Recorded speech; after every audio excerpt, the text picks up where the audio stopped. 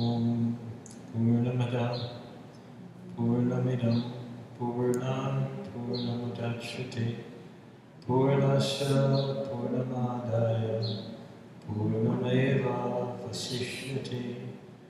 Om Shanti Shanti Shanti.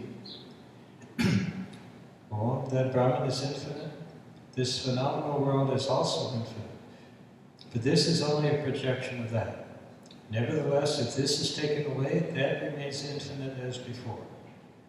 Om, peace to the individuals, peace to the planets, peace to the animals. So we've been studying the Isha Upanishad, and first I'm going to read the verses we've covered already. So in this changing world, everything is subject to change, yet everything is covered by the Lord. Practice renunciation and be strong in the consciousness of the self. Do not run after anyone's wealth. A man may wish to live for 100 years performing his duties as prescribed by the scriptures. O man, if you do your duties in this way, then the results of whatever you do will not cling to you. There is no other way. There are worlds known to be sunless and fit for demons. They are enveloped in darkness, such as what the blind, in other words those devoid of self-knowledge, experience. Those people who have neglected the attainment of self-knowledge and have thus committed suicide, as it were, are doomed to enter those worlds after death. Brahman is one without a second. It never moves, yet it goes faster than the mind. It is always ahead. The sense organs can never catch up with it. It is still, yet it defeats all in the race. By its power, the Lord who dwells in space upholds water and everything else in the phenomenal world. That Brahman moves and it does not move. It is far off and it is also nearby. That Brahman is inside of this and also is outside. He who sees himself, sees everything in himself and himself in everything, never hates anything. When a person knows that he himself has become everything, and he knows the oneness of things, how can he hate or love anything? He, the self, is all-pervasive, radiant, without a form, without any defect, immaculate, untainted, all-knowing, the master of his own mind, the best of all, of independent origin and eternal. He dispenses to each his due. Those who mechanically perform sacrifices, avidya, go into a darkness that is like being blind. But those who merely worship gods and goddesses, vidya, go into a deeper darkness. Scholars say that the path of avidya, performing agnihotra and other sacrifices, and the path of vidya, worshipping gods and goddesses, produce different results. Wise men confirm this. He who worships gods and goddesses, vidya, and also performs sacrifices, avidya, attains immortality by sacrifices, and attains bliss by worshipping gods and goddesses, vidya. Those who worship the unmanifested, the causal state of the world, go into a darkness that is like being blind. But those who worship the manifested, the world we see around us, go into a deeper darkness.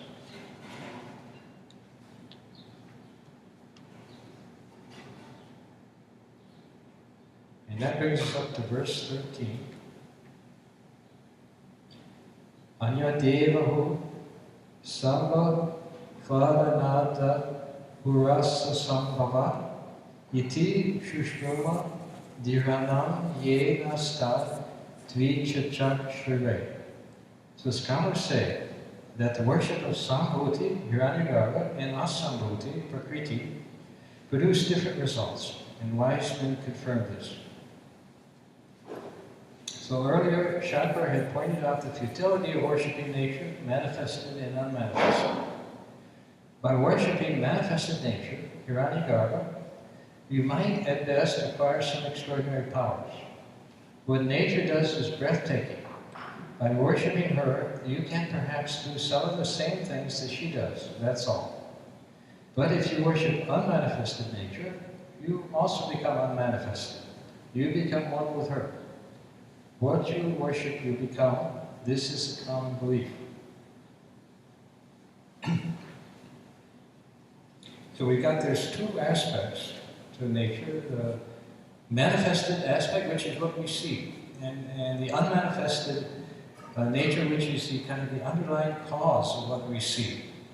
And normally, all of our time we're spent dealing with the manifested nature. We spend our time dealing with what we see before us, the job we're in, the family we're in, the activities we're involved in, and these kind of take up all of our attention.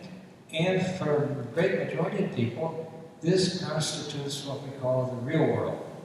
And then we say, and think of everything in relation to this. But according to Vedanta, the real world is actually God, is actually Spirit, and it expresses itself here as a manifestation.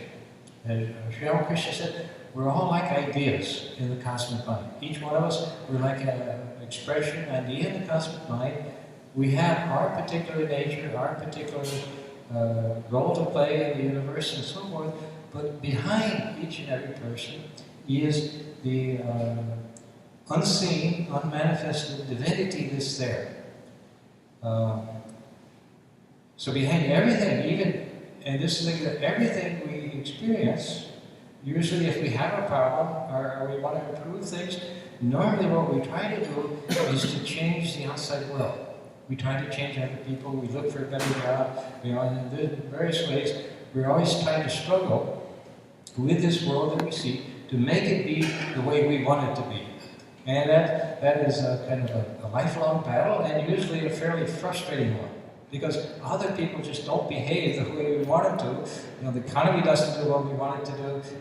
And so we really find ourselves bumping into a brick wall all the time. But actually, this world, this manifested world that we live in, that we experience, is an effect. It's the end result of a cause which lies deeper within. And normally when we're living on the surface, and when we're dealing only with the external world, we're not aware of what's causing the experiences we have. And so we really don't know how to deal with it or how to change things, to improve things. And it's like, for example, you take an acorn, and that acorn's kind of deep into the earth, totally unseen, but eventually that acorn sprouts and grows and becomes a big oak tree. Now the forces, the things which caused that acorn to develop into a tree, or that caused a seed to develop into a flower, those causes we don't see. We're not aware of what's going on. Instead, somehow it comes, it takes form, and manifests. And so when we realize that everything that we experience is really just an effect, a result of something else that's going on, then a wise person begins to search. Well, what is the cause? Why are these things happening? So many people find their lives in pretty much of a mess, and they don't know how to deal with it, how to control it. And it's only as a person begins to become kind of more introspective, begins to turn his attention more within, that he begins to become more aware of what's going on. And ultimately, as you reach deeper levels of consciousness, you begin to discover there what the kind of underlying causes of things are, and you begin to operate from a different standpoint. We read about, hear about yogis, different yogis have different kinds of powers, can do things, different things. There's nothing miraculous about it, but they're just operating from a more subtle level of nature, dealing with laws that are perfectly valid laws, just as the laws of this physical realm are, and kind of working from that standpoint. In Tantra, they basically say that when they speak of creation, that all creation has its source in God. and then it begins to express itself as a very subtle vibration. Eventually, it becomes kind of grosser and grosser, more material, and the farther down it goes, the more limited it becomes. And the root cause behind it, because is there something at this more subtle level? And so when we're always dealing with the external, gross, physical level, it's usually a very frustrating battle because we don't know where the causes are. As you begin to move, though, back inwards towards the more subtle levels of your consciousness, then you begin to see how things are transformed. And this is the idea of spirituality. The basic teaching in Vedanta, in the Vedas, the Upanishads, the basic teaching is that there's only one thing in existence, and that thing is Brahman, that thing is God. It's the only thing that exists, it's the only consciousness that exists. And our problem comes from ignorance of the fact that that very Brahman, that very divine reality is within us as our own inner consciousness. And this is kind of the source of all our problems. That normally, if you ask anybody who they are, right away we'll say, well, I'm this person. I'm this body, I'm this mind, this particular personality, I have so many experiences, so much education, so many possessions, all these things. But all of these things are applying to a body and to a mind. Now the body and the mind are actually just instruments being used by the soul, by the spirit. And what we really are is that immortal spirit, which is always one with God. We're not the body, we're not the mind, and we're not actually under the control of the experiences we have in life, which can be very painful, very unpleasant, or the mental experiences, which can be even worse for some people. But neither what's going on in the body or in the mind is us. But the problem is that we don't realize that. We get so absorbed with what we experience through body and mind that we can't think of anything else. And so this is what our consciousness becomes. So it's like, in the scriptures, they compared the body, the senses to the horses, the mind is the reins, the intellect is the charioteer, and so forth. Most people, we're living our lives like a runaway stagecoach. Senses just take off, the desires just take off, the emotions just take off. And we're just kind of helplessly dragged along. Like in the old Western movies, the stagecoach and the screaming lady inside. We're like that screaming lady. We're just drugged through life without really being in control of things. But when we begin to realize who we are and what we are, and we begin to put things, then things get into the proper perspective where this body, this mind, this life, everything becomes a kind of wonderful expression of divinity. And this is what we're trying to do. As souls, we're trying to express something divine, something out of our divine nature. We're trying to give expression to that in the world, but it gets lost, usually. And then what we actually express is usually a very distorted life that has nothing to do with what we really kind of meant to do. So in Vedanta, the idea is to get back into the awareness, the consciousness of who you are. And as you move in that direction, as you begin to experience who you actually are, then you'll see all the problems, everything else begins to disappear, and your own innate divinity will begin to manifest. And so, as long as we're identified with nature, kind of at any stage, not just the body, but at any level, even like the gods and goddesses, all these, they say that's not the ultimate goal. The ultimate goal is to realize that the consciousness within you is the consciousness. It's the infinite consciousness of Brahman, and it is equally the consciousness within everybody else. So if you think of the world, you think you have all these individuals, and within each individual, the consciousness within each individual is actually God's consciousness. And so we're all expressing itself. Now, in order to kind of understand this, we have to have a different concept of creation than most people do, at least certainly in the West. The idea usually is that God created us, and then He stuck us out here, and then He sits in heaven and He kind of runs the universe and manages things. But that sense of creation is like the artist. He creates a painting, and now that painting is a separate object, something completely different than him. And he can sell it, he can give it away, he can do whatever he wants. He can send it to San Francisco, it doesn't matter. It's something totally different. But another type of creation is the type of creation that you see in the novelist. That he, in his mind, in his imagination, he creates an entire world full of all kinds of different characters, all kinds of different people, action going on. But that whole world, all the time, is actually contained within his own consciousness. It's not something different than it. Now, if the characters in his book could begin to ask themselves, well, who made me?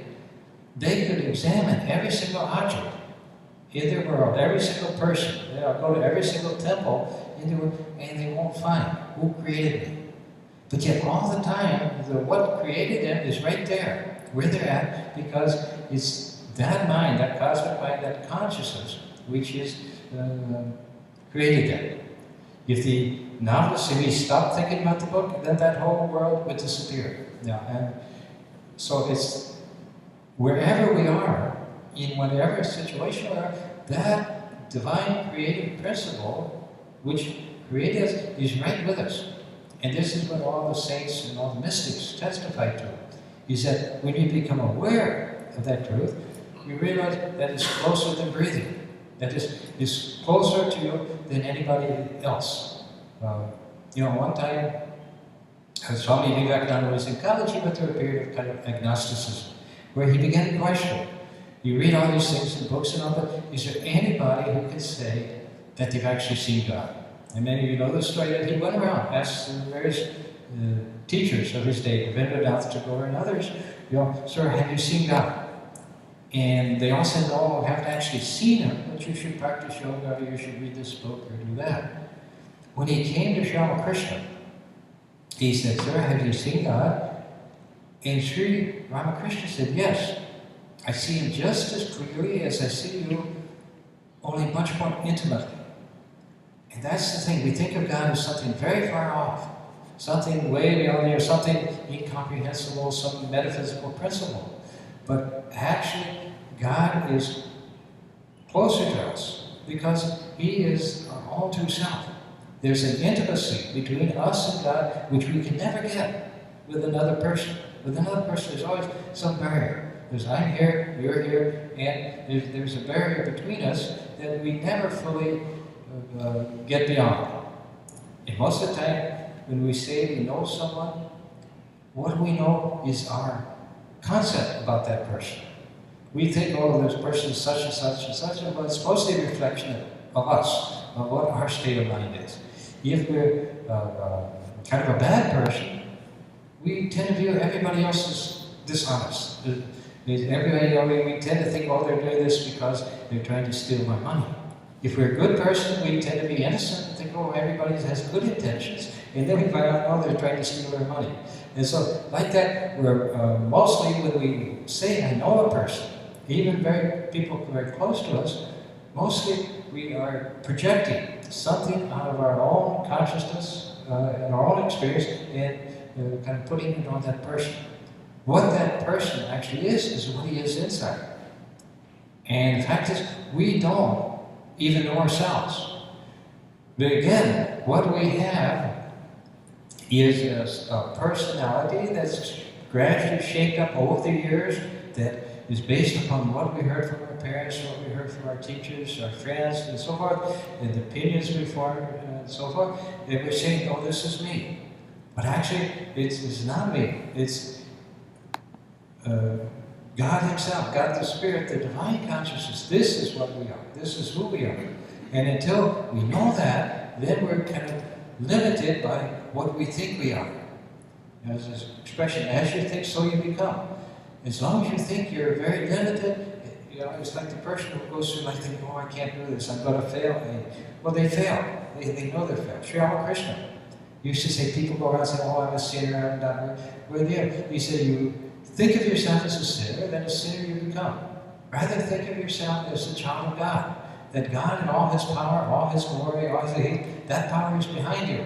And if you think like that, then you'll see that this is what you become. Here it mentions that whether you worship the manifested universe or the unmanifested universe, you tend to become whatever you worship, whatever you focus your consciousness on. He says, what you worship, you become. This is the common belief. So, as we go on thinking in a particular way, that thinking is giving shape to our consciousness. Our consciousness itself has a capacity to be as infinite as God Himself, as more infinite even than this whole universe. But we're not aware of it. And we become totally limited to our own individual, small, kind of personal experience. I mentioned before, how you look out, you stop to think for a minute. You've got this whole vast universe, full of 1 billion galaxies, stars, planets. You've got life and all kinds of 6 billion people and plants and insects. Tremendous, this huge vast universe is there. But yet 99% of our thought is about what's happening to me. And so this is the world we know then. What's happening to me? What I got for supper, what I'm doing here, and this, what's on TV. This is this whole vast, glorious thing. Is all we can think about is what's going on in my life. And so this then becomes our consciousness. It becomes what we think we are and what we actually experience. Now, in each individual, though, there's a capacity to gradually move out of that very small consciousness with its ups and downs and so on, and begin to unfold that divinity which is already there, completely, totally intact, already there within you. And it's a question of beginning to kind of think in those terms. Now the jnani, and the one who's on the path of knowledge, he starts right away by trying to say, oh, I'm Brahman, aham brahmasmi. I'm actually Brahman, I'm actually that infinite consciousness. And he tries to take on that identity, which is very difficult, because when you do that, you're letting go of your personal identity.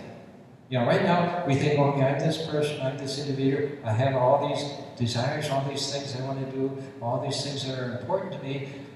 But in order to be Brahman, you have to kind of let go of all those things and move into a completely different consciousness than you're used to. And it's very difficult for the majority of people. But another approach is the approach that you find in bhakti, in the path of devotion. In this path, in this approach, you start out, okay, I'm this person, I'm this human being, I have my limitations, I have my faults and things, but I sense that there's something greater than myself, within myself. And you try to establish a relationship, a connection with that greater thing within you, and eventually it becomes an actual experience. At first, it's imagination. You know you've heard about God, you know He's there, and you kind of project all kinds of ideas about God, and none of it is really real. But as you go on thinking like that, gradually the consciousness, the direction you're giving to your consciousness, gradually establishes an actual connection with that divine reality, so that the spiritual dimension, this higher transcendental consciousness, it begins to become a part of your experience. And then you gradually find yourself lifted up higher and higher, going to higher and higher levels of consciousness, more and more of your own divinity unfolded within, until finally you attain union with God. At that point, the bhakti and the jnana, they're one and the same. One way or the other, they both attain this ultimate union with God, which means becoming aware of consciously experiencing it, of what you really are, of who you are. You know, right now, we're like we're all children of God. We were all born in the palace, but it's like we've developed amnesia.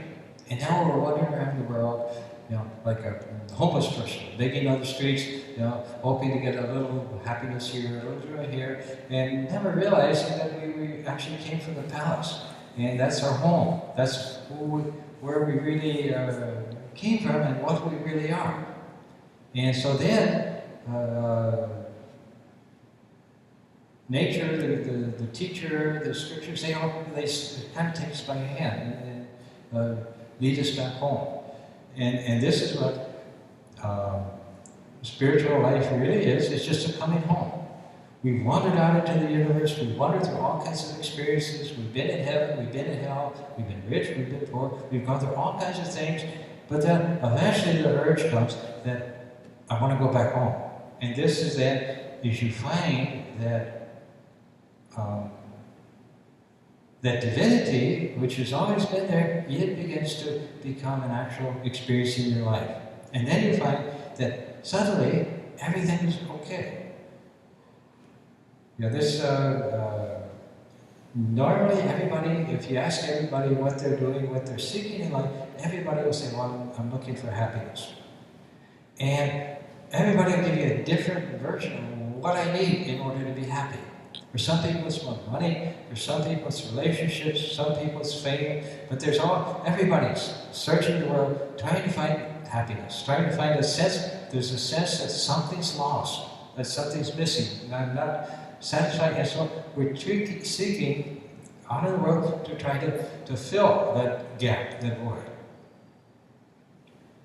But when we begin to change the direction of our search, from looking outside ourselves towards other people and other situations and experiences, we would begin to turn the search back within into our own consciousness. Then we begin to discover, oh, this is what I've been missing. Usually any kind of spiritual experience brings with a great sense of this is real, this is reality, and it also says, oh, this is it. This is what I've been looking for. And so then a person discovers that if he finds peace and joy within himself, if he finds happiness within himself, he's happy. And then any experience that comes, whether it's what we consider good or bad, any experience that comes is happy experience, if we're happy. Now, otherwise, we can get whatever we're seeking in the world, we can get, $1 billion, anything, and still be completely miserable. But when you begin to find it within yourself, which is where it always has been, then you find everything.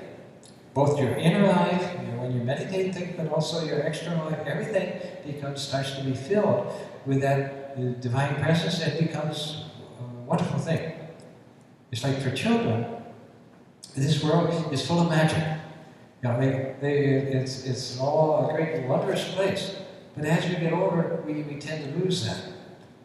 I knew one of our brahmacharis in Hyde Park. He said he grew up, and he grew up living in a slum, in a very bad area. But he said he never knew it was a slum. He said when he was a child, it was just the most wonderful place in the world. All kinds of places to hide and play games and things like that. It wasn't until he became an adult that he looked back and he go, oh, that was actually a slum.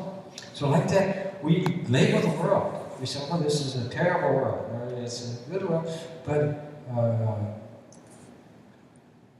we have the capacity to see this world filled with divine water. And that is what gradually begins to grow as a person becomes spiritual. It's not something coming out of because you got something, because you got a better job or a new car or anything else. It's something that comes from within, and it's just a shift in a change, transformation taking place in your consciousness. Swami Vivekananda has said that for the bad person, this world is hell. For the good person, this very same world is heaven. But for the yogi, this very same world is God Himself. And so,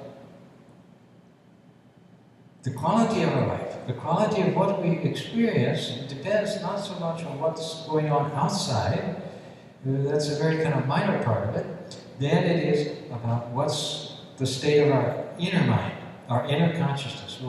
And that has a capacity to go all the way from the deepest level of hell all the way up to the highest divinity. And it's something that ultimately nobody or nothing can affect. Because when you begin to find it there, you also begin to realize more and more that you're actually not bound, or you're not confined by the experiences that are there. You're actually totally different. In order to understand this idea of self, of what they're talking about with the real self, the basic idea is that the self, the real self, is the witness. And this is discussed in the 13th chapter of the Bhagavad Gita. The field, the Kshetra and Kshetragya, the field and the knower of the field. The field is the experiences that come. It can be physical experiences, or it can be mental experiences, whatever experiences come, and those experiences, they can be very good or they can be very bad, because the world of experience is made up of the pairs of opposites, good and bad, and so forth. But the experiencer, the consciousness, the awareness, which is aware of the experience, is actually something different, something completely different. And this is something that we rarely ever glimpse or think of. He said, a bad experience comes to me, but it's not really happening to me. It's just a scene that appears, and I'm the consciousness, I'm the awareness which is aware of that scene.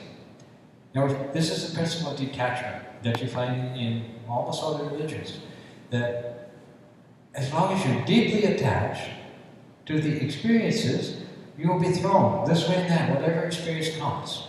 A good experience comes and you're elated and you go way up. A bad experience comes and now you're depressed and miserable. And like that, you're going up and down all the time. It's like the person who wants to make a lot of money. So he invests in the stock market.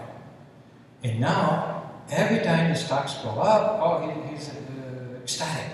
But then when they go down, now he's miserable. And like that, most people, we're going up and down with the types of experiences that come to us. Now, as a person begins to become more detached, realize that, okay, this experience is here. It can be a physical experience or even a mental experience, an emotion, feeling, whatever. But this experience is here, but there's someone here who's watching the experience, who's aware of it. Gradually, as you go on, you find, first of all, that the experiences that come, they don't affect you as much as they did before. You don't get as unhappy when things don't go your way, but also you don't get totally excited if something good happens. And you're just less carried up and down by experiences. Second thing that begins to happen is that something else begins to unfold within you. You begin to become aware. There's something here. First it starts out with like there's a calmness here, a peace, a sense of being on solid ground. And then that gradually evolves into more and more awareness of the divinity, of the wonderful spiritual reality that's there all the time. So it's like the sun is shining brightly, but the clouds come in front of the sun, and so you're in darkness. So it's like God's presence, God's grace is always there. every moment of our life, but it's like we're sitting in the house and we pull down all our shades and now we're in total darkness, and yet all the time the sun is there. And when we do spiritual practices, meditation, things like that, actually all we're doing is lifting our shades, removing the obstacles that prevent us from being aware of what's there. It's not that we do some meditation or worship or something, and then God is happy, so He says, okay, I bless you. God's there full of blessings all the time. But simply, we have to be aware of it in order to get the benefit of it. Otherwise, like I say, you've got light all over, but if you keep the light out, then you'll find that your world can be as small, as dark as you can possibly make it. And this is actually something that most people want. They don't want God. They don't want the infinite divine presence there messing with their life. They want to be in charge. And this, the root cause of our problems in our spiritual ignorance,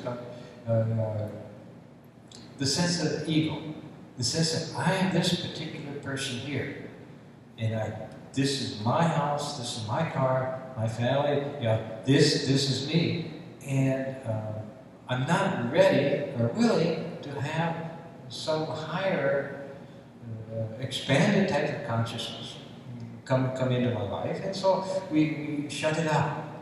And we can shut it out so thoroughly that we can't even dream that there might be something spiritual. Or gradually we start to let it in, and then slowly you become more and more aware of the light, and you gradually be drawn to it. Joel Goldsmith, who was a modern mystic, and one of his books he described how you think of a chicken in its egg.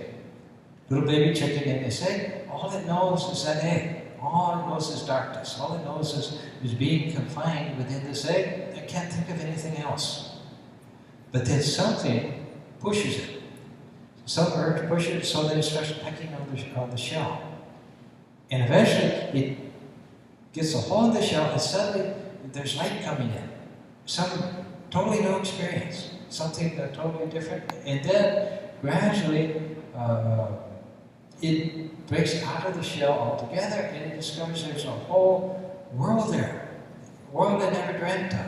A world it never could have even conceived of is there. The whole barnyard and all the other animals, everything else, it finds such a wonderful thing there that it never could have dreamed of when it was locked up inside of the shell.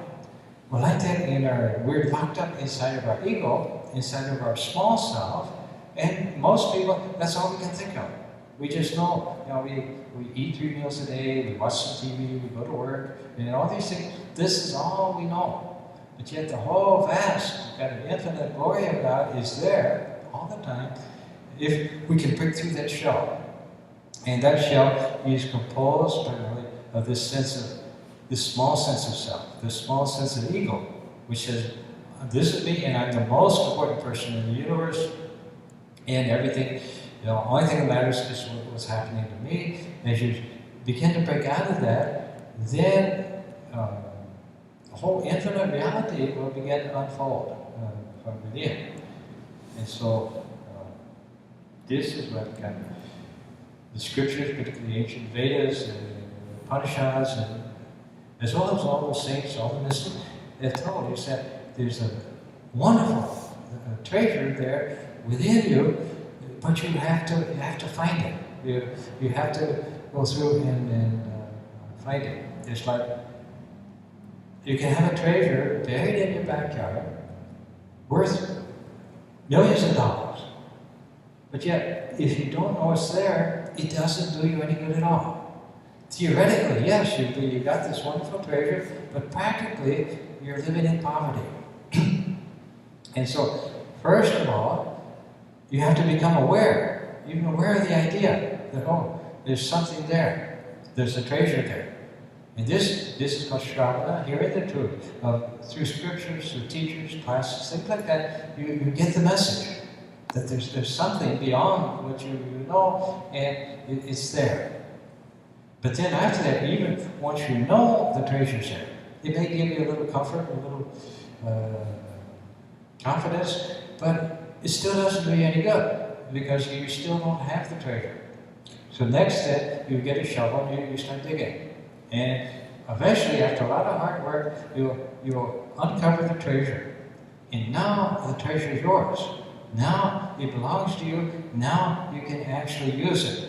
And so this is kind of what goes on. Is first, somehow or other, a person has to get the idea that there is this spiritual treasure there.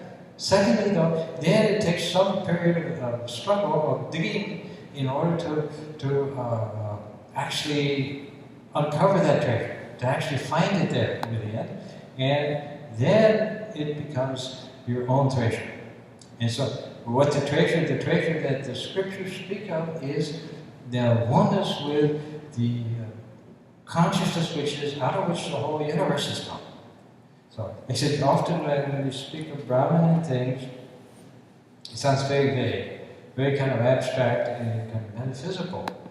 It's much easier and more natural for most people to think of God as my father, my mother, my friend. So the human, which is good, which is fine, but when you realize that what they're talking about here is really the thing out of which the whole universe has come, and they say that even this whole universe is only a tiny drop in the ocean of Brahman, then you realize that even though you can't conceive or understand what it is something kind of very valuable, is something well worth having.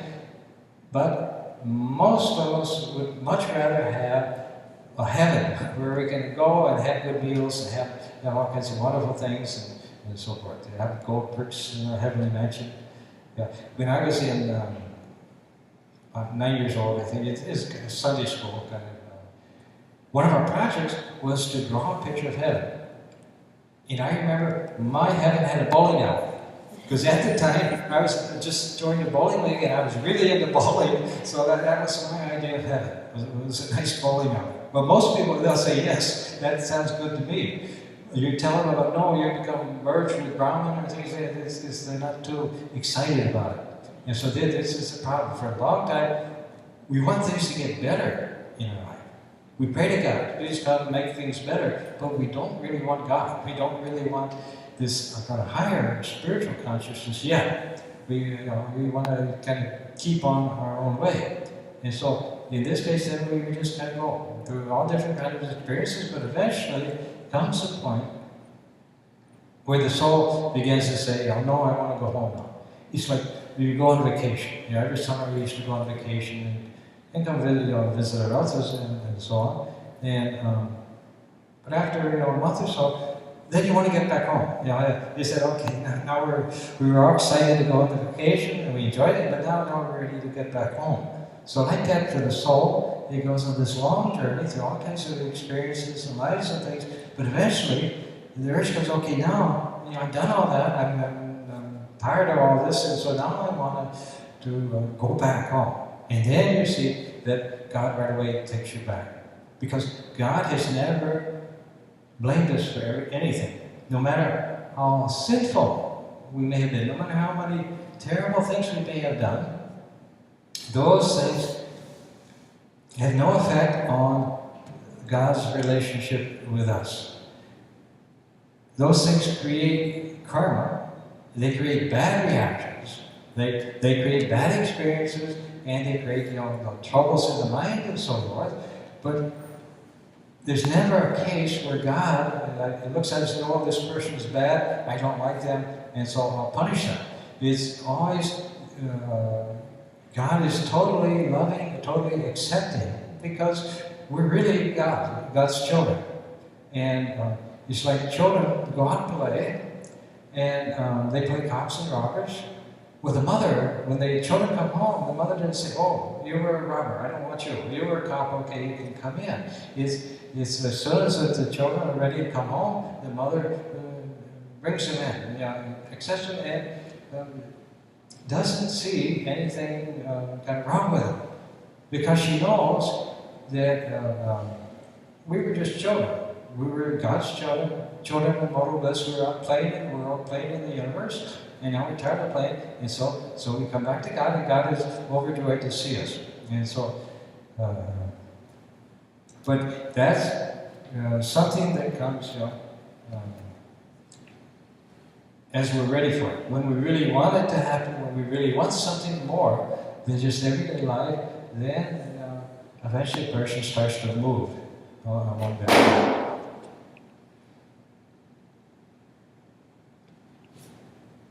So this is, we have been talking about worshiping the manifest universe and the unmanifest universe.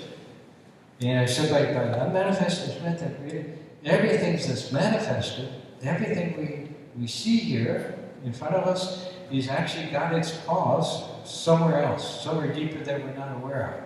And so, but, like right now, as this particular person, we're manifest. And we may be manifest for 80, 90 years, whatever. And before that, though, like before 1945, I wasn't born. I wasn't manifested.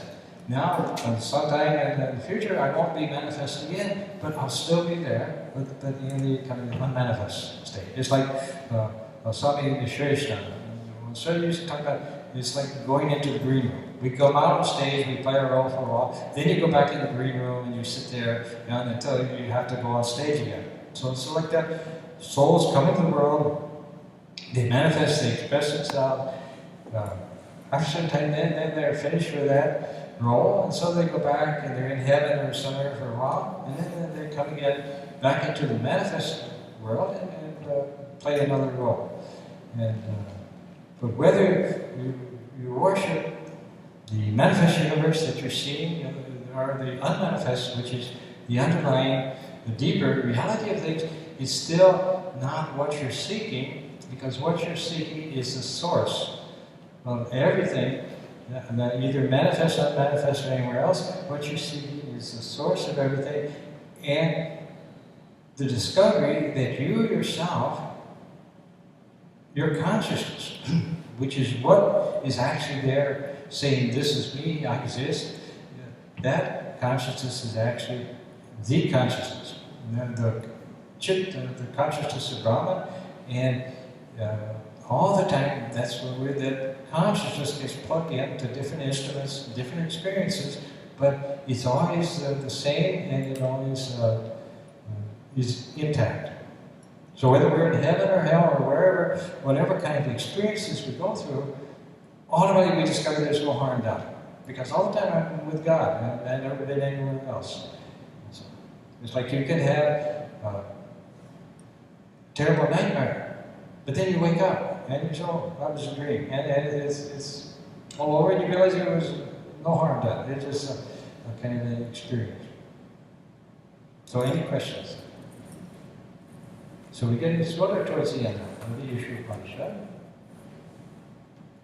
And probably the main theme in the Isha Upanishad is the idea that there's really the one consciousness, the one reality, the one self, which is the self in all. And all beings are expressions of that one self. And when you become aware of that, then your whole attitude, your whole experience of the world, it becomes completely transformed.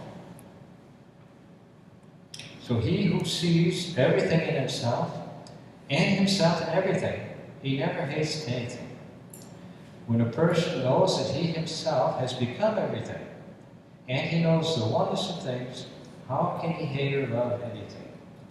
And so that's the ultimate goal, is to get back into the awareness of our oneness with everything. And to realize ultimately that everything is coming out of that one consciousness. When we narrow that consciousness down, or what they say, when we condition it to think, I am this particular body, then that's not true. Then what we experience is what this particular body experiences. But ultimately, within, as you move towards the source of consciousness, you're moving in towards the unlimited, unconditioned, infinite consciousness, which is your own true self. Okay. So any questions? So still we're studying Isha Upanishad, and we're getting close to the end now. So now, we have with us right now, we have Swami Varadananda from San Diego. And tomorrow, from 4:30 until 6:45, he is going to do a puja workshop. He's going to explain how to do puja, how to do the ritual worship, Hindu ritual worship, and what you do and kind of what the meaning of it all is. And so he's offered to give a little workshop for everybody. And then on that evening, then we have RT every evening at 7, from 7 to 7:30. And Saturday, tomorrow, is also Guru Purnima. And so after the evening RT, 7:30, we'll have a brief worship of Guru Purnima, of the Guru. And then on Sunday, Swami Varadananda will do a Vedanta refresher course where he'll take all the basic principles of Vedanta, and he's got like a PowerPoint presentation that he'll show and explain things. It's kind of a refresher of what the basic ideas in Vedanta are, and it's also a good introductory thing to get clear. So, some of these, certainly for I think Americans, some of the ideas are hard to grasp, kind of. But so it'd be good to just kind of get a sense of what it's all about. So that's tomorrow. We have his workshop from 4:30 until 6:45. And then those who wish, they can bring their own puja utensils. On our website, chicagovedanta.org, it tells you what ingredients and things you can bring. If you want to kind of do it yourself, which we've got about 8 or 10 people, or you can just come and kind of listen to it. And then 7 o'clock will be the arti, and then we'll have the Guru Purnima Puja, 7:30, and then afterwards prasad will be served. And then, as I mentioned, on Sunday he does the Vedanta refresher course. Then later, last week in July, Swami Varadananda is going to give a retreat at our monastery in Ganges, Michigan, from the 25th to the 27th of July on the Taittiriya Upanishad. And those of you who know Swami Varadananda, he's one of the best teachers I've heard of. Very, very good Swami. Very, very well known. And also, we have yoga classes every Saturday and Sunday from 9:30 to 10:30.